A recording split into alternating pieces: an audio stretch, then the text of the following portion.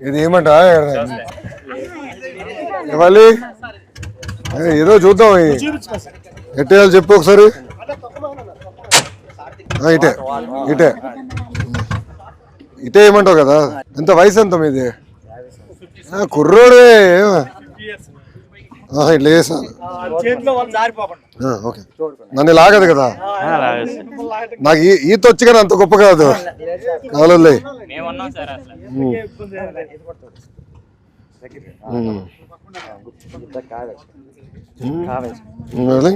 అది ఇట్లానా పట్టుకుని ఇది ఇట్లా వదిలేయాలి అంతే కదా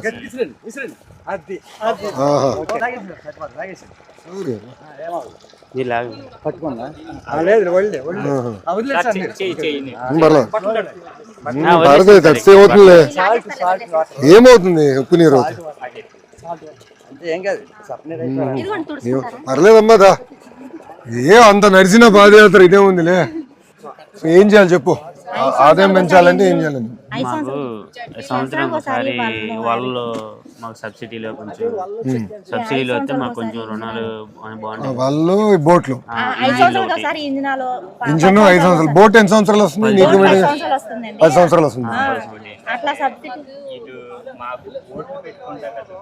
ల్యాండింగ్ సెంటర్ లేదు అంటే మాకు ఇప్పుడు ఫ్లోటింగ్ వస్తుంది కదా వరద వచ్చినప్పుడు మాకు బోట్లు కట్టేసుకోవాలంటే బాగా ఇబ్బంది అయిపోతుంది సార్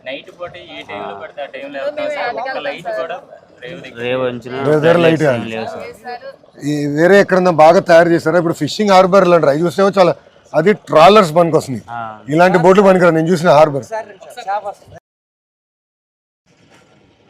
ఈ చేపకి ఎంతగా అమ్ముతారు ఒక కేజీ 500 ఉంటుందండి కేజీ 500 ఇంత పెద్ద చేప ఎన్ని రోజులకు ఒకసారి పడతారు ఇప్పుడు ఫ్లడ్స్ చూడండి వరద వచ్చిన టైంలో వీటికి సంబంధించి సెపరేట్ వాళ్ళు వచ్చినప్పుడు ఖచ్చితంగా 20 కేజీలు 10 కేజీలు పడతాం 20 కేజీలు 10 కేజీలు పడతాయి 20 కేజీలు 10 కేజీలు పడతాం అంటే వాళ్ళకే కొంచెం కాస్ట్ ఎక్కువ ఆ వాళ్ళు ధరలు ఎక్కువ వాళ్ళ మినిమం కేజీ వచ్చేసి 500 కేజీ వాళ్ళ 500 నుంచి 700 వరకు ఉండొచ్చు 30-40 కేజీలు వాళ్ళ ఇలాంటిది బోట్ కావాలి బోట్ ఒకటి కావాలి ఇది ఆ బోట్ అలాంటిది ఇప్పుడు ఐస్ బాక్స్ అంతా మనమే కొనుక్కుని తీసుకెళ్తారు ఐస్ బాక్స్ కంపెనీ వాళ్ళు ఇస్తారు అంటే మనం పెట్టుబడి ఎవరి దగ్గర తీసుకుంటే వాళ్ళు ఇస్తారు పెట్టుబడులు దేనికి తీసుకుంటాం మనం అంటే ఇప్పుడు మనం ఒక బోట్ కొనుక్కోవాలంటే దానికి కాస్ట్ ఉంటుంది కదా బోట్కి వలలకి అన్నిటికి మనం ఏంటంటే ఒక దళారీ దగ్గరికి వెళ్ళి మనం ఎంతకంత 1,00,000 2 లక్షలు పెట్టుబడి తీసుకుని ఆ వలలో బోట్ అన్ని అరేంజ్ చేసుకుంటాం అదే ఐస్ బాక్స్ లో తీసుకెళ్తారు అదే అర్థం దానిలో పడిన చేపలను తీసి ఐస్ ఎక్కడ కొంటావు కంపెనీ వాళ్ళు ఇస్తారు వాళ్ళ పొద్దున ఇస్తారా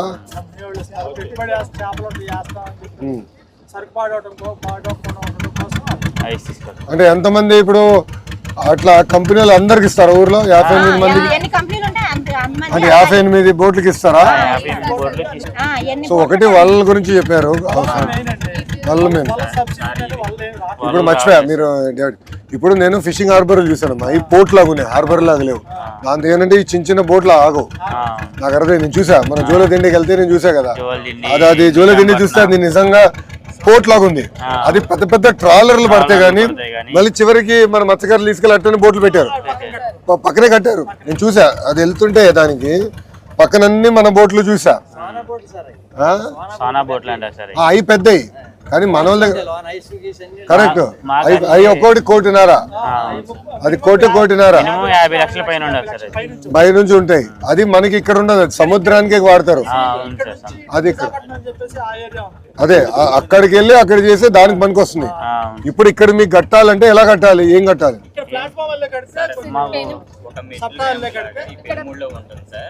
ఇప్పుడు మాకేందంటే దాన్ని కొంచెం మెట్ల లాగా ప్లాట్ఫామ్ ఓకే మెట్లు అంటే మనం పుష్కరాలు కట్టినట్టు మెట్లు కట్టేసి అంతే మెట్లు కట్టాలి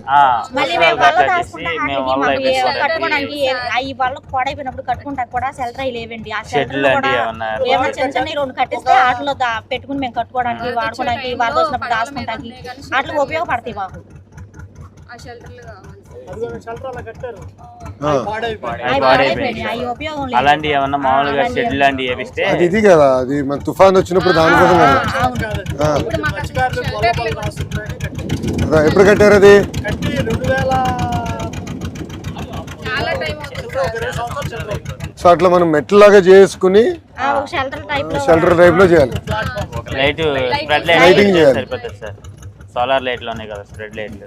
డీజిల్ రేట్లు కూడా మాకు ఆయిల్ సబ్సిడీ ఆయిల్ 9 రూపాయలే వస్తుంది సార్ మాకు. రూపాయలు ఉన్నప్పుడు అదే 9 ఎంత ఎంత 100 35 రూపాయలు రేట్ 35 రూపాయలు ఉన్నప్పుడు 9 రూపాయలు వచ్చాడు.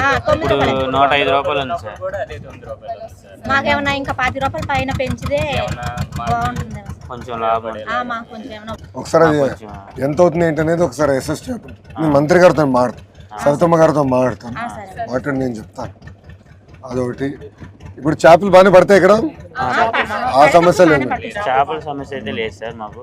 మీరు వేరే వాళ్ళు రానిరు కదా ఇక్కడికి. వస్తారు సార్. ఎవరైనా ఊరోళ్ళు అందరూ వేటాడతారు. ఆడతారా? బట్టి చేప టయాన్ని బట్టి సార్. ఇప్పుడు ఇక్కడ పడుతుంది అనుకో సార్, ఆ ఊరోళ్ళు వచ్చి ఇక్కడ వేటేసుకుంటారు. ఇప్పుడు అక్కడ పడుతుంటే మేము ఇక్కడ నుంచి ఇటు పడితే వాళ్ళు ఇటు వస్తారు, మీ ఆటో వెళ్తే మీరు ఆటో వెళ్తారు. అట్లా సార్. ఇబ్బంది ఏమన్నా కానీ మీ కమిట్మెంట్ మెచ్చుకోవాలబ్బా. నాకు నేను చూసా జూలై దిండలో పాదయాత్ర చేసినప్పుడు ఊరు నుంచి వెళ్ళాలి, మన మనోళ్ళదే ఊరు. 6 ఊర్లు 6-7 ఊర్లు వరుసగా ఉంటాయి. అందరు కూర్చుని మాట్లాడుకుని వీడు వస్తున్నాడు పాదయాత్రలో, ఎవడు వెయిట్ వెళ్ళేదానికి లేదు. అందరూ రోడ్లను నీట్గా కడిగేసి ముగ్గులేసారబ్బా.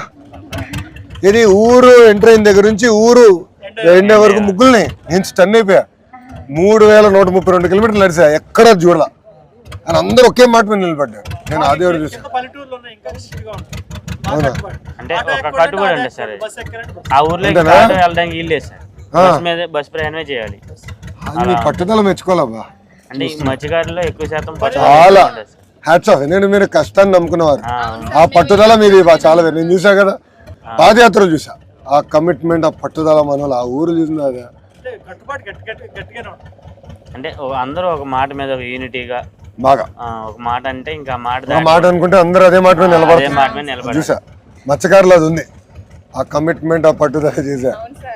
మొండోళ్ళబ్బా, మహా మొండి అనుకుంటే ఇంకా నిలబడతారు. కష్టం కూడా అట్లాగే అంతే, చాలా శారీరక కష్టం బలంగా ఉంది.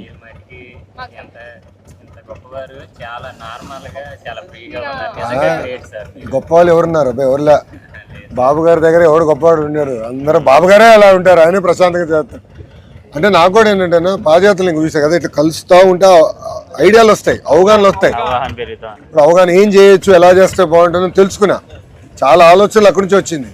సో నాకు ఎప్పుడు అవకాశం దొరికినా ఒక ప్రోగ్రామ్ పెడితే ఒక ఐడియాలు వస్తాయి. మీతో మాట్లాడితే 10 రకాల ఐడియాలు వస్తాయి కదా. తిరిగి బాబు గారు రేపు మమ్మల్ని అడుగుతారు ఏం చేస్తే బాగుంటుంది అడిగినప్పుడు మాకు తెలుస్తుంది.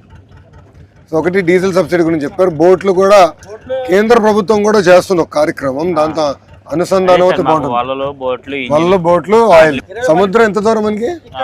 3 గంటలు సార్. 40 కిలోమీటర్లు, 3 hours 3.5 hours పట్టింది. 3.5 గంటలు పడుతుంది. అంటే లంకివేన్ దెబ్బ అంటారు కదా, కరెక్ట్ గా ఎండింగ్ పాయింట్. ఎండింగ్ ఇంకా లంకివేన్ దెబ్బ నుంచి సముద్రం సార్. అక్కడి నుంచి అంటే ఊరు నుంచి సముద్రానికి వెళ్తాక ఒక 6 గంట పట్టింది సార్. 10 కిలోమీటర్లు జర్నీ చేయాలి రేవంపట. ఎక్కువగా బతికేది చాలా మంది మత్స్యకారులు 109% ఈ యాడ్ చేసుకునే బతుకుతాం సార్. వేరే పని అనేది ఇంకా అంటే చిన్నప్పటి నుంచి అలా అలవాటు అయిపోతుంది. కాడ నుంచి మేము యాడ్ ఇప్పుడు మేము యాడ్కి తాత వెళ్తాం దగ్గర నుంచి జనరేషన్ దగ్గర నుంచి యాడ్ ప్రస్తుతానికి మా జనరేషన్ కాడ నుంచి మా పిల్లల జనరేషన్ మారిందండి. కొంచెం చదువులకి. మీకు ఎంతమంది పిల్లలు? నాకు 2 పిల్లలు. ఏం చదువుతున్నారు? ఓ పిల్ల బీటెక్ సెకండ్ ఇయర్ చదువుతూ, సెకండ్ ఇయర్. ఓ పిల్ల ఏమో agriculture BSc final year. Final year. బీటెక్లో ఏ సబ్జెక్ట్ తీసుకుంది? సిఎస్. CSE, computer science. మా జనరేషన్ దగ్గర నుంచి మారుతుంది. పిల్లలు బాగా చదువుతున్నారు. మా తాతోళ్ళు మా ఫాదర్ వాళ్ళు అంతా యాట మీద మేడం ఫుల్ యాట. రెండో పని ఇంకా వేరే పని అంటే తెలియదు. కరెక్టే కదా. ఇప్పుడు చూస్తున్నా మన వాళ్ళ అమ్మని అడిగితే అనింది కదా, డాక్టర్ అమ్మ అవుతుంది ఒక పాప అని. ఈ బోట్ సార్ మేము 2007లో కొన్నాం. అప్పుడు 70,000 కొన్నాం. 2007లో కొన్నావా? 7 నుంచి ఉంది ఇది. 2007లో కొన్నాను. మళ్ళీ మెయింటైన్ చేస్తున్నావా? మళ్ళీ అదే రీమోడలింగ్ చేసుకుంటాం. 4 లక్షలు పెట్టి మళ్ళీ రిపేర్ చేసి మళ్ళీ దీన్ని బ్యాక్. ఎప్పుడు చేశారు? 4 లక్షలు. రీసెంట్ గా 2 years 2 సంవత్సరాలు. ప్రస్తుతానికి ఇక యాట రైతు చేను ఎలా ఉంటుందో అంతే రైతుకి చేయని ఎలా ఉంటుందో మనకి ఎంత ఖర్చు అన్నా ఇప్పుడు రైతు భూమి మీద ఎంత స్ప్రెడ్ చేస్తాడో మేము ఇంక ఈ బోట్ల మీద అలా దాని మీద ఆధారపడి ఆసక్తి లేదు. గట్టిగా నమ్ముకునే అదే అదే సార్. మరి ఇంకా మాకు దాని మీద బతుకు. మరి మాకు ఇంకేరే దారి లేదు కదా సార్, అది ఎటు తీసుకెళ్తే అటు వెళ్ళాల్సిందే. సో మనకి ల్యాండింగ్ ఒక హార్బర్ లాగా మెట్లు గిట్లు కట్టి ఘాట్ లాగా కట్టి అట్లాగా బట్ ఇవి బోట్లు పైకి తీసుకెళ్లాలంటే ఒక ర్యాంప్ అంతా కూడా ఉంది. ర్యాంప్ లాగా సార్, ఒక ర్యాంప్ లా చేసి మాకు ఫ్లడ్ లైట్లు కొంచెం. సో అందరు బోట్లు అట్లా కట్టేస్తారా? ఎక్కడ పడితే అక్కడ ఏమీ లేక ఎక్కడ చెట్టు ఉంటే అక్కడ అట్లా ఎక్కడ పడవలు వెళ్ళిపోతున్నాయి ఎటు మళ్ళీ వెళ్ళి ఎవరో ఒకరు పడవలు వెళ్ళి తీసుకువచ్చుకోవాలి. మళ్ళీ ఆ గాలి తగ్గినాక ఇంకో వేరే పడవ వేసుకెళ్ళి ఆ పడవని తీసుకోవాలి. ఆపడం తీసుకొస్తా. మంచి పని పెట్టారు ఇప్పుడు నాకు. వెళ్ళి మంత్రి గారితో దెబ్బలాడాలి, ఇట్లా కలిసాం ఇది ఇది చేయాలని.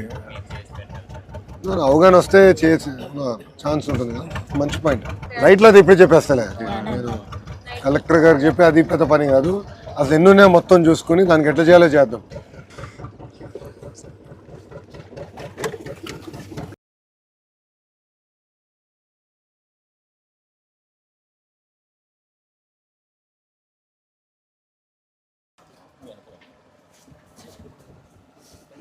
నిజంగా మా లైఫ్లో బెస్ట్ మూమెంట్ సార్. నేను భలే ఉన్నావు నాన్న, నేను నేర్చుకున్నాక వచ్చా. లేదు సార్, మేము అక్కడ దాకా రాలేం కదా సార్, మీరే మా కోసం అక్కడ నుంచి ఇక్కడ దాకా